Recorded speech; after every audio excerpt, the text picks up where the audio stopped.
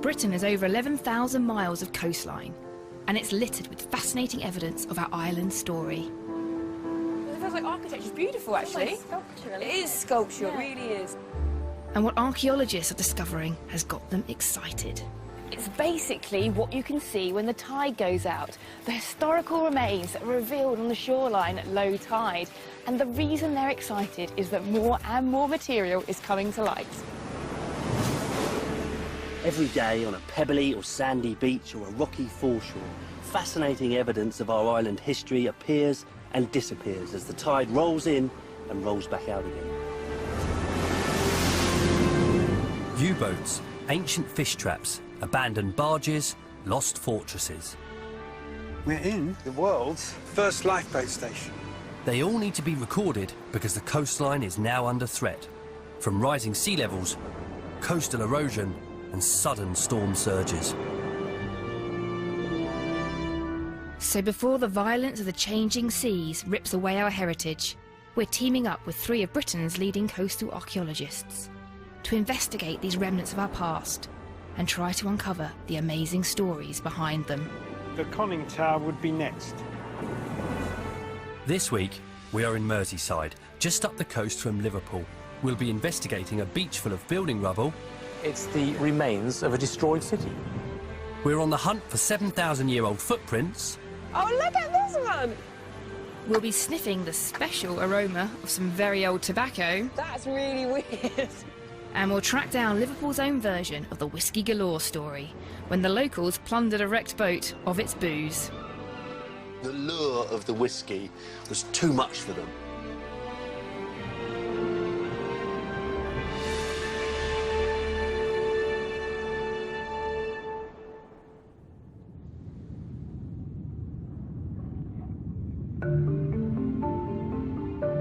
Twice a day, every day, the tide turns.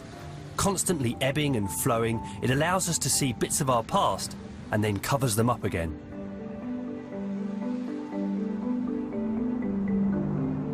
This is the beach at Formby Point in Merseyside. While it looks beautiful and calm, these waters are treacherous. Coastal erosion here makes the sandbanks very mobile, and the tidal range, the difference between low and high tide, can be over 30 feet. A ship can easily be caught out by shifting channels and the 20,000 acres of sandbanks that dry out at low tide. This is gorgeous. We are heading out with our archaeology team to look at one ship that did run aground. It's hard to believe that we are just 12 miles away from Liverpool. Liverpool once, of course, the second greatest port in England, with its great maritime empire, supported by all these ships coming and going from all over the world. Yeah, coming through the Mersey. But, I mean, now we seem to be walking on this huge sandbank. Yes. It stretches for miles. It doesn't seem like the safest place to bring a boat through. Well, I was just going to say, not all of the ships made it. If you look out there, you'll see the remains of the Pegu. It's a strange lump of metal stuck on a sandbank. Yeah, it doesn't look like a boat at all, actually, from here. I mean, it is actually stranded on a sandbank. The poor old vessel, it's a 100-year-old vessel, actually, launched in about 1920, but it sank in November 1939 while trying to get into Liverpool. It beached on that sandbank. Why, you might ask, should a vessel of that size, 100 metres long, a big vessel, could take 150 passengers, why would that beach on a sandbank when you've got the deep water channel to Liverpool right there? While we're on the subject of treacherous waters, have you just noticed how the tide's coming in a bit here? We may be stranded right now. So I don't think we should go any further in that direction. I mean, it does feel like it's a long, long way away, and... Well, let's get a boat. Let's get a boat, good stuff. That seems like an incredibly wise idea. I'm full of wise ideas. So we head off to find a boat. What did happen to the Pegu? Just why did it run aground? And no one actually knows why it was heading to Liverpool. So questions to pursue. And the archaeologists are keen to record this wreck as it is slowly disappearing. So if we can reach it, can we learn anything from it? The coastline along here is one of the most beautiful in Britain, with wide, expansive beaches. But these large vistas mean that the landscape is totally open to the elements, with the coast being battered by both the wind and the sea. Over many thousands of years, this area has seen enormous change. We know that this used to be dry land at one point. Can we see any evidence of this, though? What the prehistoric environment might have looked like? Alison Burns from Manchester University has been studying this landscape, and archaeologist Charlotte Mecklenburg and I join her. Wow. Okay, I was not expecting this. So here at the beach, the sea just there, and there's a tree. The only tree, it seems, for miles around. Yes, that's right. You're looking at the remains of an ancient forest. Wow. So this is not some tree that was felled in a gale 20 years ago and just dropped down in the mud? No, the trees lying here are up to 5,500 years old, so very ancient. Wow, look at that. So, And it has bark on it, everything. I mean, yes. preservation is fantastic, isn't it? Yeah, look, it's really, really papery, actually. It's pretty soft. It is, although actually the bark is still quite firm, isn't it? Yes. Yeah. It is quite well preserved, It but is, every really. tide takes another little bit of wood away. Yeah. There's lots of loose wood lying around the tree as well, if you look carefully. How does it come to be that a tree like this can be preserved in such great condition for such a long period of time? Well, for many millennia, it was hidden underneath the sand and other mud, and it's only in the last 150 years or so that that top cover has actually been eroded away. For a really long time they were protected by sands and the mud around here and the peaty layer that we're standing on, or the kind of humic forest floor layer. Yes, yes. But obviously now that that's eroding, we're going to be losing this. Yes, this whole area will probably be eroded away in maybe 50 to 100 years. It's a slow process of erosion, but nevertheless it's a constant one.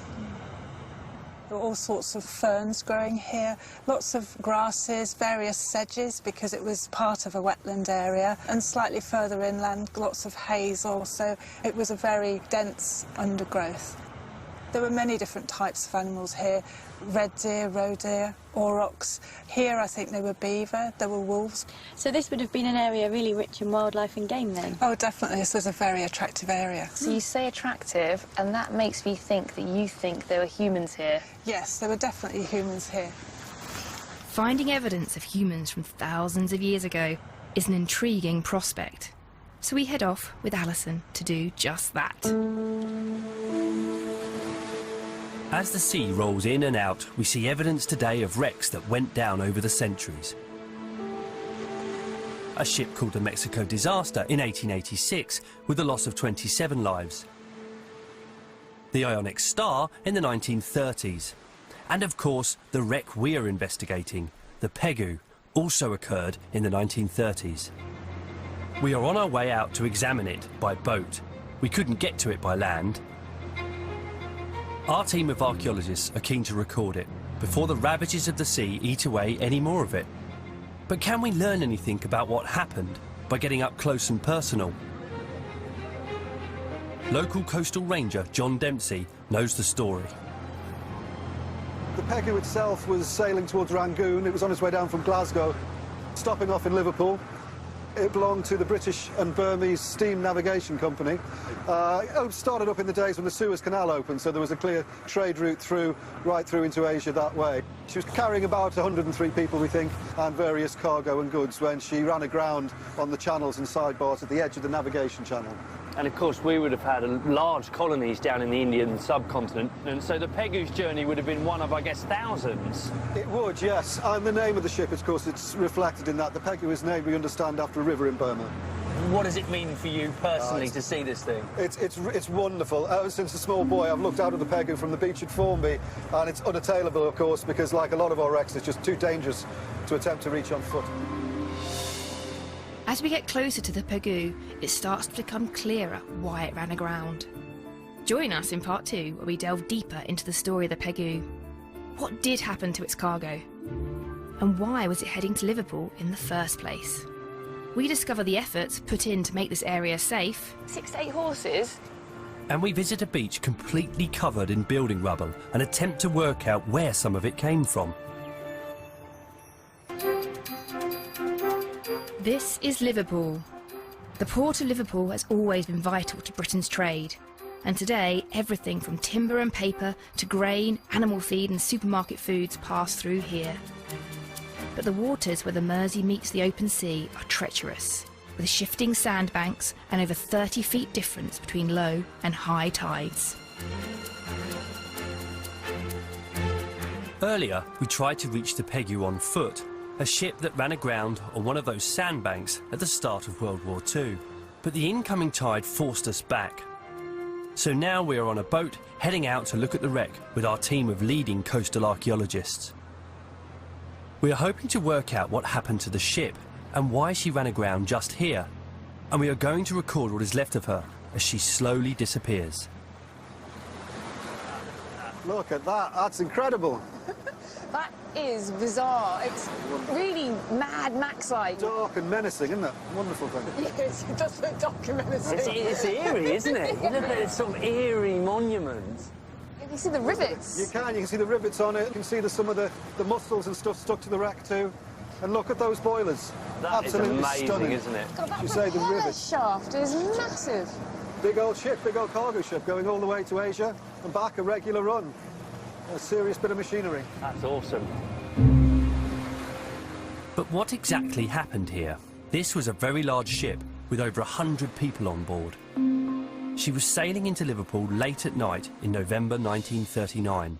With World War II just started, there was a blackout, and the navigation buoys in this shipping channel were switched off. Unable to navigate the lethal sandbanks in the dark, she hit one of them, and it is evident, when we were up close, that the ship simply snapped in two. You can clearly see her straddling the sandbank, with front and rear pointing downwards. You should have seen her up until the 80s.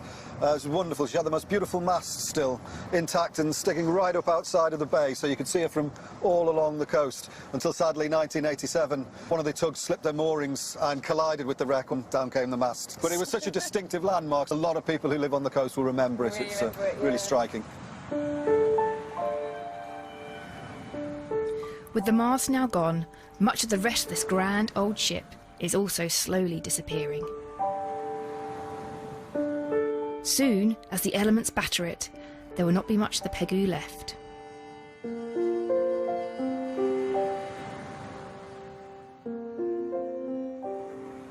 The team of archaeologists we have on board are busy trying to make a record of what remains.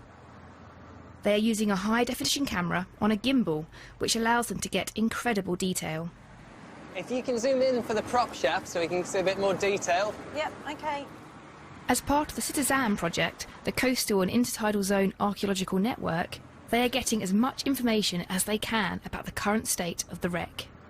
Work like this is urgent, as the sea eats away at what is left.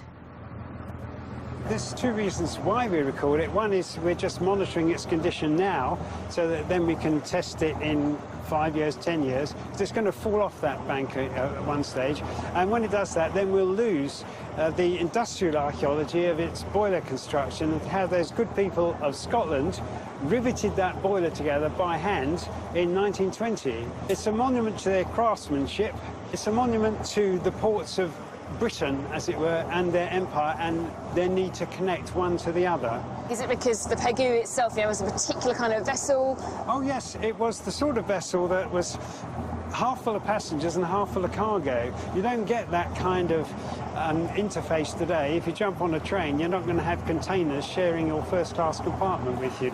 That's how people travelled in the 20s and 30s. So what can we recover of its story before it vanishes? There are so many unanswered questions about this wreck. What was the cargo and what happened to it? And given that it was bound for Burma, why was the Pegu coming into Liverpool at all that night?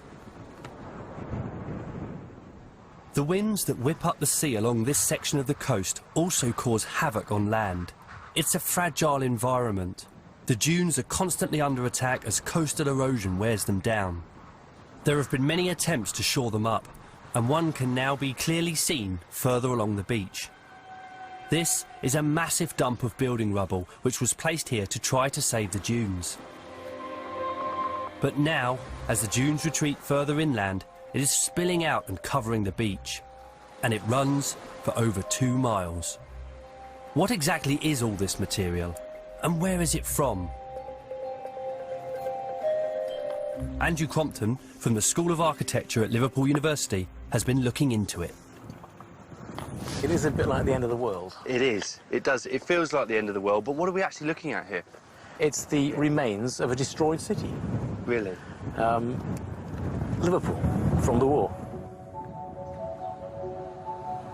Liverpool was devastated in the Blitz. It was a major German target. The port of Liverpool was the way into Britain for the Americans and for supplies from across the Atlantic. So Liverpool was hit hard. After the war, the buildings destroyed or damaged by German bombs were knocked down and dumped here. At the time, it was thought that this material would help protect the coastline from further erosion. And it was buried by the sand. You can see under the dunes. It's now a golf course and it's a nature park. Well, underneath there, you have old Liverpool in bits. Goodness me, there must be tons and tons and tons of this stuff. Yes, because they cleared huge areas of the city. When you look at photographs after the war, you can see the street pattern, but with cleared patches in between. And over the years, what was put there is now bleeding out onto the beach, brick by brick. And you can spot little bits of buildings. You can say, you know, that's a coping stone, that's a bit of a wall.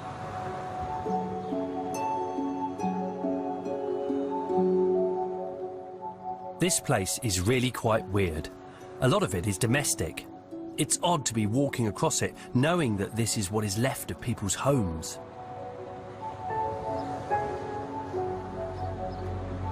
This is a floor tile, Yes. but this tells us about changing fashions in the interwar period. Yes.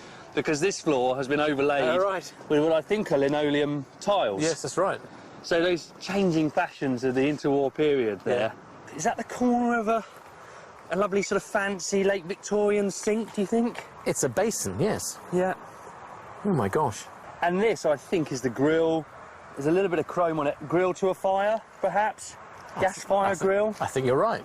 To me, Andrew, you know, this is more than just a dump here. This is almost like a document from which we can read off the lives of these people, day-to-day lives, can't we? At first glance, you just see brick and concrete, but actually, in between those bits of brick and concrete, you can see people, can't you? Yes.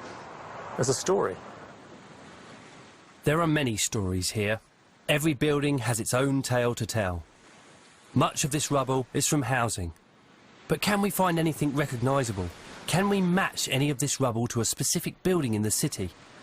It's worth a look. There is no questioning the human impact here on this piece of beach. But what are those humans mentioned earlier when we were looking into the story of the prehistoric forest? A few miles further north, Alison has taken us to another beach, one that gives us a chance to look for evidence of human occupation dating back thousands of years. Is this a good place to be looking? I mean, Yes, this area is quite good because it's at the bottom of one of the peaks of sand. And as the sand goes into the trough where the water's lying, you tend to get the mud becoming visible at that junction between the dry sand and the wet sand. so that something ahead looks quite different. Is that the stuff we're looking for? Yes, that's one of the beds of sediment that has collected here, so we should definitely find some footprints in there if we're lucky. It's exciting. Yes. So, to me, it looks kind of like someone's kicked up some mud. It doesn't look particularly... It does, because as the sea drifts in, it breaks the mud up.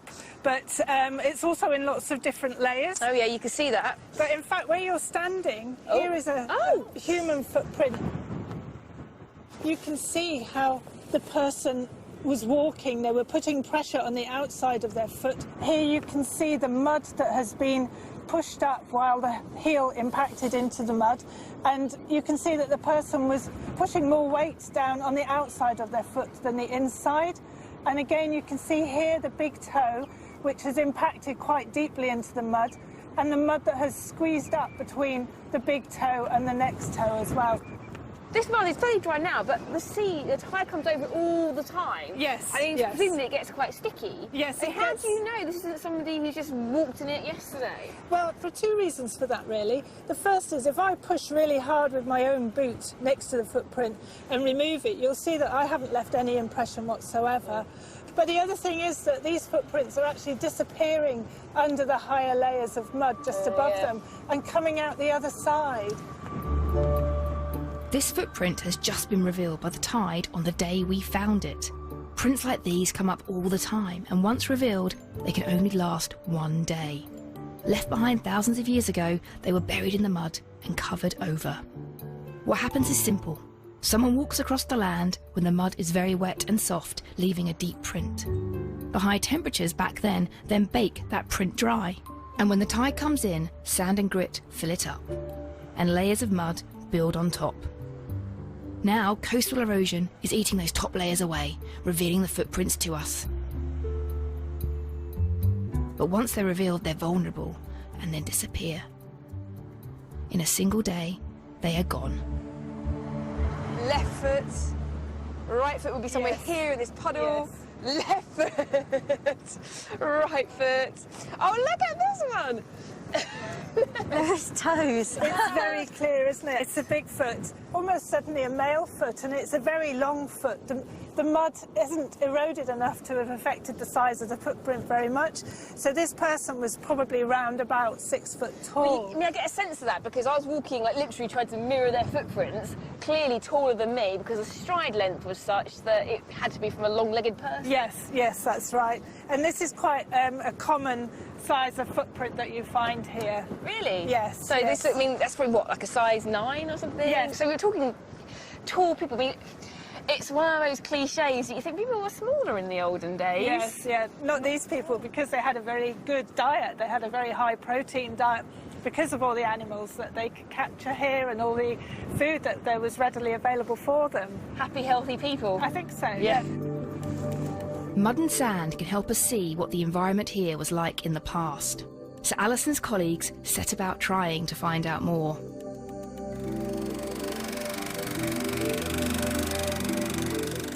Drilling deep into the beach, they are extracting a core of the layers of sediment for analysis.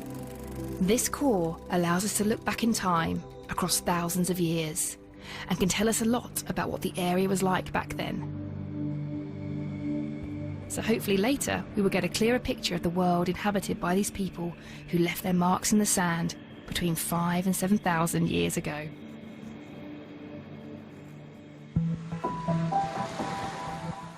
Further back down the coastline, Andrew and I are making our way slowly along the dump of building rubble deposited on this beach after the war. We know it all came from Liverpool, but we would like to find something a bit more specific. Many important buildings were destroyed in the Blitz. Is there anything here that might be part of one of those? This is the threshold stone, isn't it? I guess. Here. And a lamppost. Bit of water pipe. Then we spot something that makes us stop in our tracks. What about this over here? Look at this. Okay, That's different, isn't it? that stands out. That is a classical moulding. Right. That is a real building. That's a bit of architecture. Oh my gosh. That is a very expensive piece of stone Wow. from a proper public building.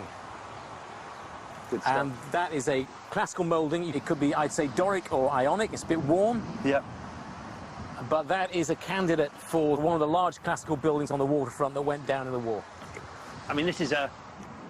There's no doubt about it. This is a huge building, isn't it, this? Well, if that's just kind of one brick, Yeah. then that's very big Lego, you know? Yeah. Okay, That's I'm going to give it amazing, a... isn't it? I'm going to size it up. Go on, you size it up.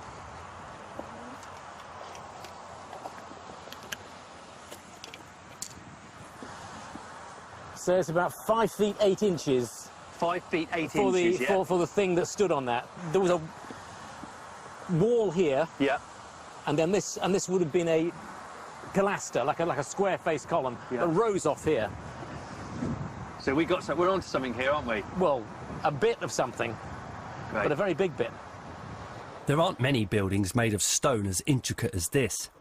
It's a very specific and unique looking piece. I would just love to be able to find out which one it is. Join us later, where we hope to do just that.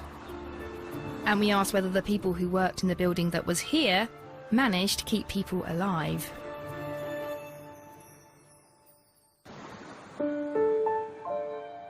We are in Merseyside, just 12 miles north of Liverpool, on a beach at Formby Point. These waters look calm enough, but that's on a day like today. The truth is that this is a coastline of shifting sands, treacherous water, and savage coastal erosion. It's a cocktail that has produced fascinating archaeology, revealing prehistoric footprints and unusual ways to shore up the dunes. And these dangerous channels also made the Pegu run aground on its way into Liverpool. We don't know why it was going there, as it was en route from Glasgow to Burma. On board were 103 people and cargo.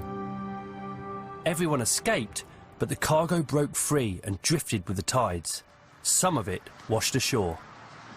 So, Oliver, you've obviously spent lots of time on the foreshore, but do you ever get the chance to come and look at the written records? I do, but most of the time is spent trawling the internet, sort of staring at a screen, so it's great to come and have a look at the real thing. It was a big story then, so a good way to find out more about it is always the local newspaper.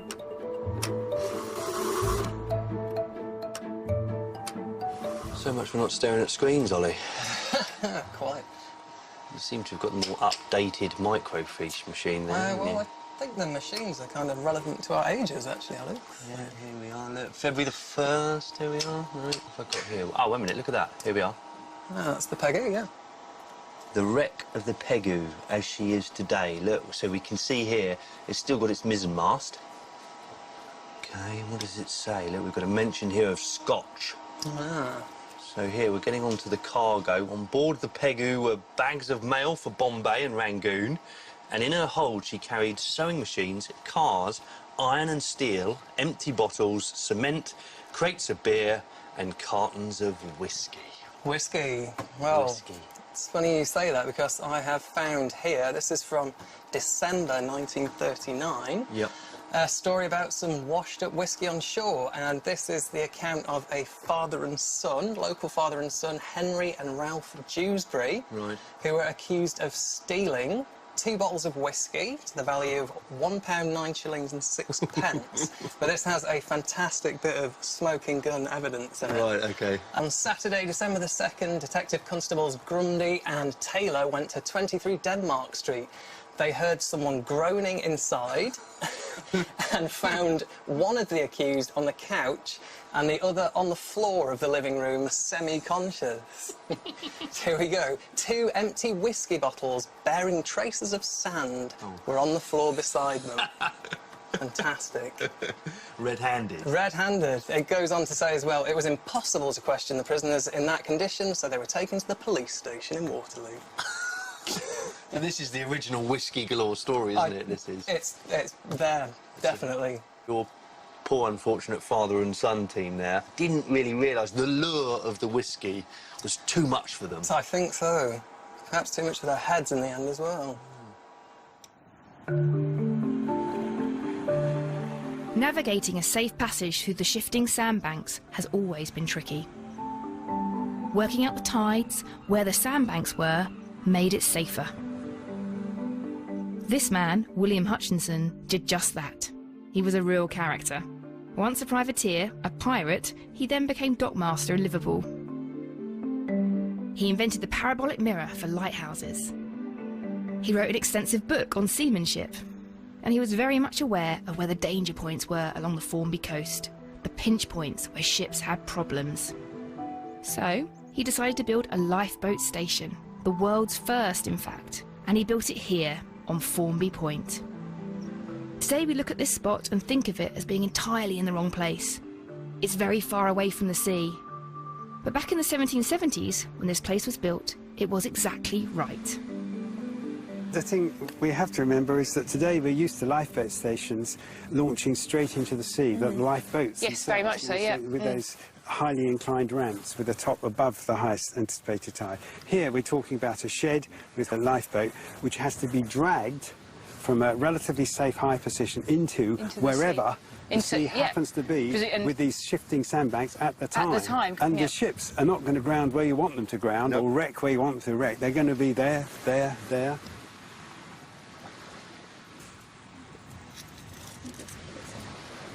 There's not much left of the lifeboat station now. The outer walls are flanked by these red bricks. And it's under attack from two directions. The sea is eroding the exposed walls, while the dunes are covering up the rest of it.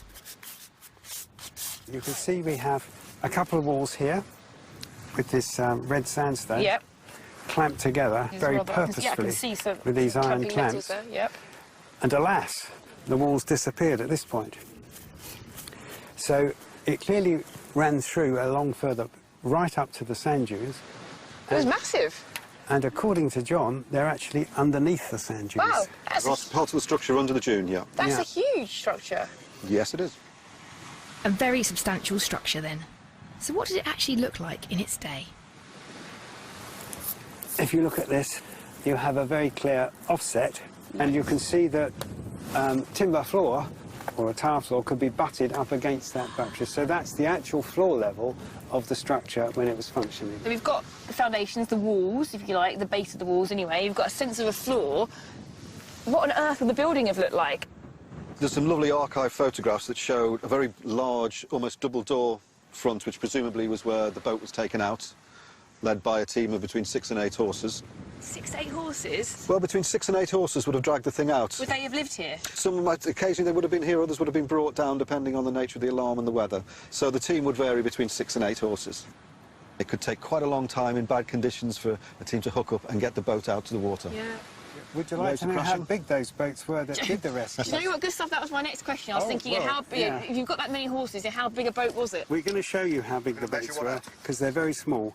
They're only about... keep going and I'll tell you when to stop.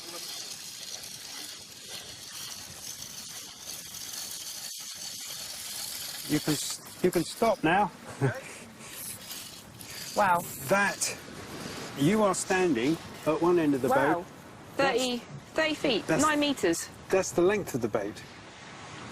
Here it is now. What on earth happened to it? The lifeboat station itself was open throughout Victorian times, right through into the 20th century. But then channels changed, the sands changed, it began to be engulfed by the sand itself. This lifeboat station lasted almost 150 years. It was the world's first, a totally new idea, set up in a spot where shipping was in real danger. So can we find out anything more about it? Did it save many lives?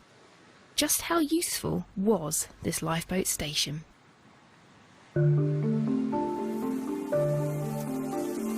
The coastline here is largely sand and dunes. Dunes form when the sand blows inland and settles. They grow. But there is a section of the beach further north which looks different. This looks more like a cliff face than undulating dunes. Anyone walking along here won't necessarily notice anything odd. However, there is a very distinctive smell. How on earth did there come to be tobacco in the dunes of Formby? Yeah, it's fascinating, really, isn't it?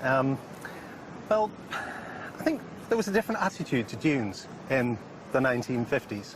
From 1956, British Nicotine, a company that was based in Bootle, near the Bootle docks in Liverpool, got permission from the Well-Blundell estate, and they continued to tip it for a period of about 20 years. Wow. On a landscape that had been agricultural beforehand.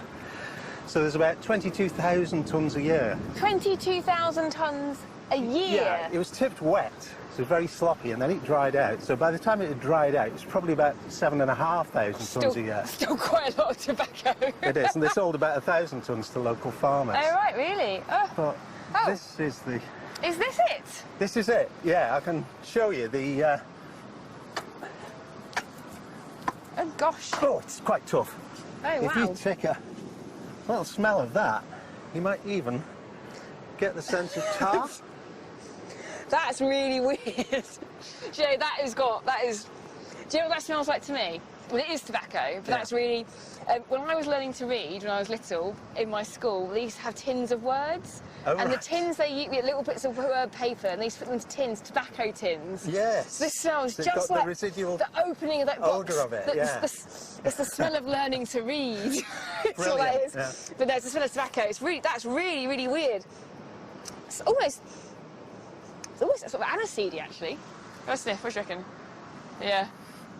I get that really stringent, tarry smell that's, you know, a little bit like coal tar soap. Yes, Yeah? yeah. 20,000 tonnes a year is a lot of waste.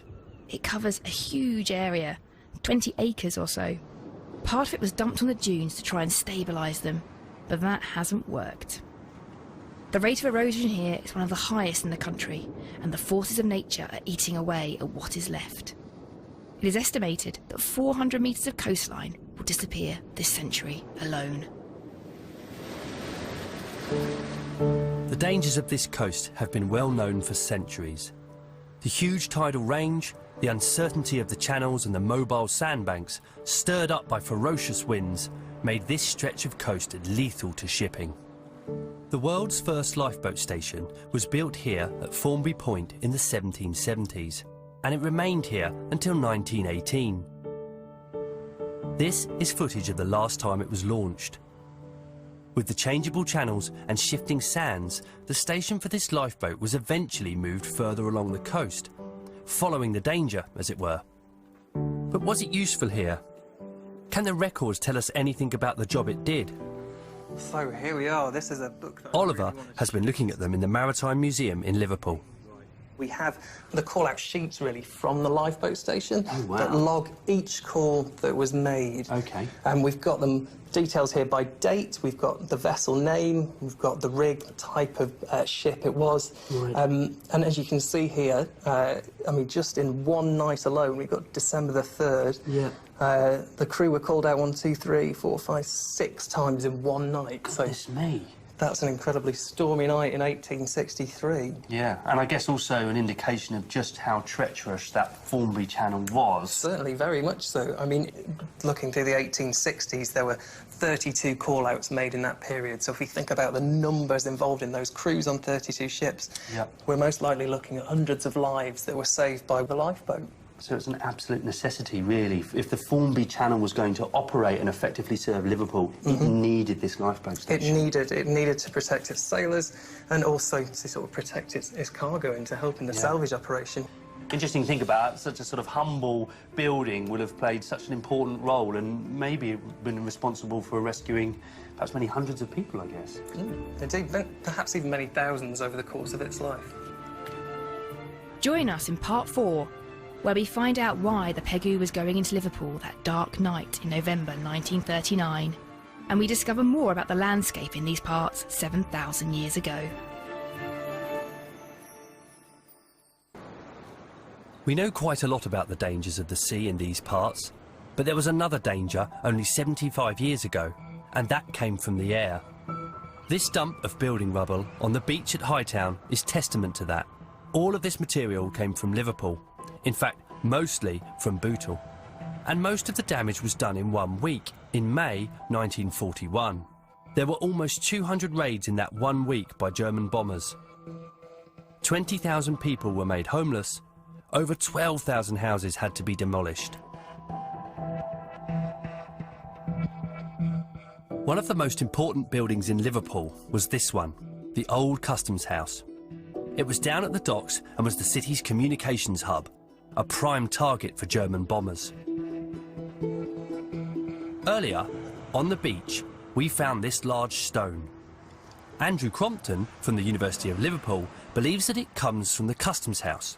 So he's brought me along to the site to have a look. This is where the old Customs House used to stand. Right. And this photograph is taken, I think, from where we're standing now. Right, OK, so we've got here, this is the quayside known as the Strand. Yes. We're standing this side. We've got the corner here of the Strand and this street over there. So the corner of the building would have been here, but it would have stretched basically all the way along this dockside beyond the police quarters. Yes. So, you know, that is a monumental piece of architecture, isn't it? Yes, but we're looking here at a building that's been damaged. It's had the dome taken off. The floor and the roof are gone. Right, It's yeah. been bombed. You can see here that the light shining through these windows. It's very definitely lost its roof, hasn't it? Yes, it's in quite bad condition.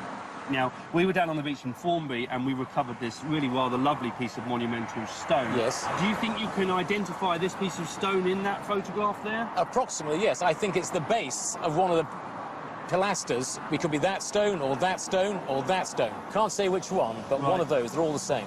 Right, OK. So let's have a look here. It's a wonderful piece of architecture. Yeah, I can see that now in here. Yeah. One of these faces here.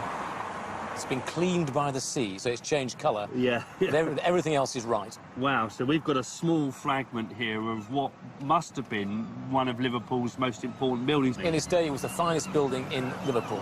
Really?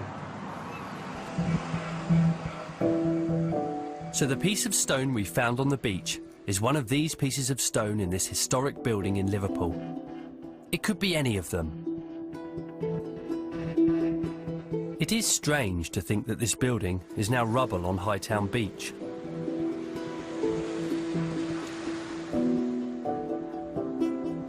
Earlier we saw that there is evidence of life on the shore from around 7,000 years ago. We saw the remains of a forest, and Alison Burns from the University of Manchester showed us footprints dating back to that time. Her colleagues took a core sample from the exposed beach at low tide, and I'm visiting Alison to see what they were able to find out. They have now run a series of diagnostic tests on the core. Can their work tell us anything about the people who lived here thousands of years ago? Or their environment?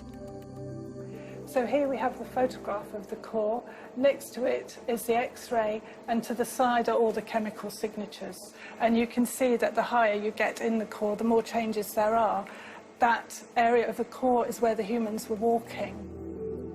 This part of the core relates to 5,000 to 7,000 years ago, when those footprints were set into the mud.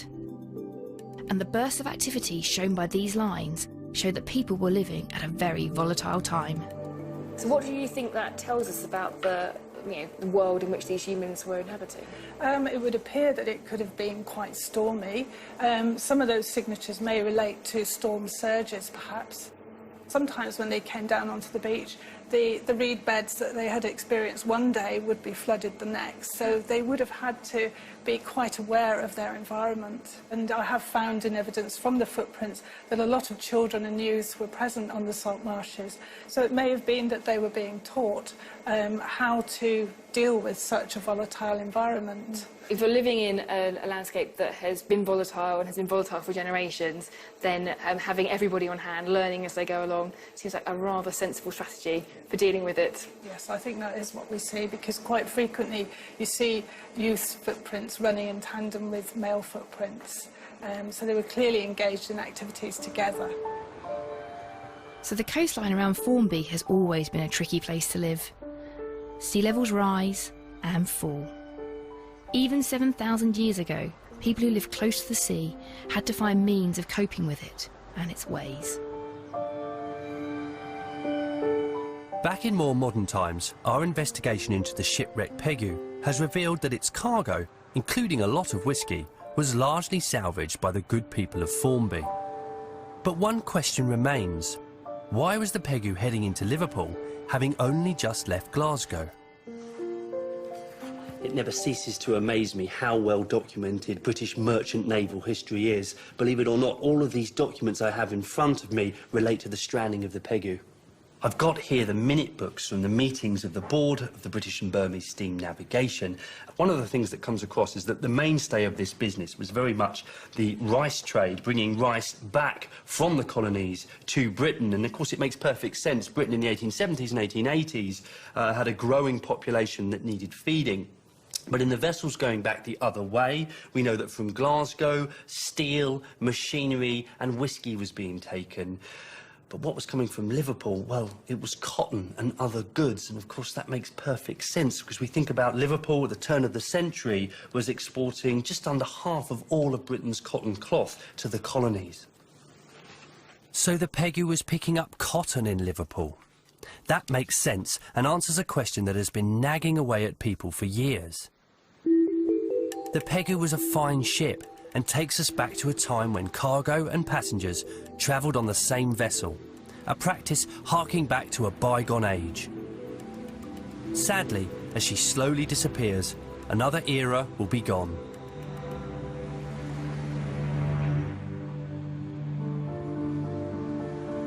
This area of coast has thrown up recurring themes.